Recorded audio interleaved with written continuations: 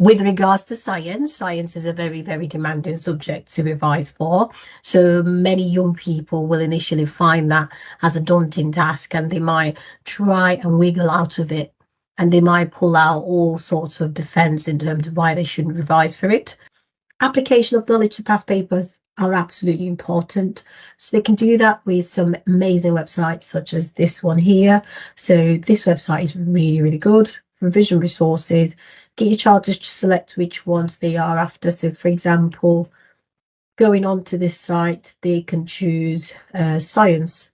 And in this case, you have got biology, chemistry, physics. And if you go on the chemistry revision, for example, it does separate them out into exam boards. So you've got AQA, for example, which is what most schools do use. And then you go on to which particular part of that paper you want to focus on, and it'll give you a list of topics. It'll also give you mind maps, which works for some students but not everybody.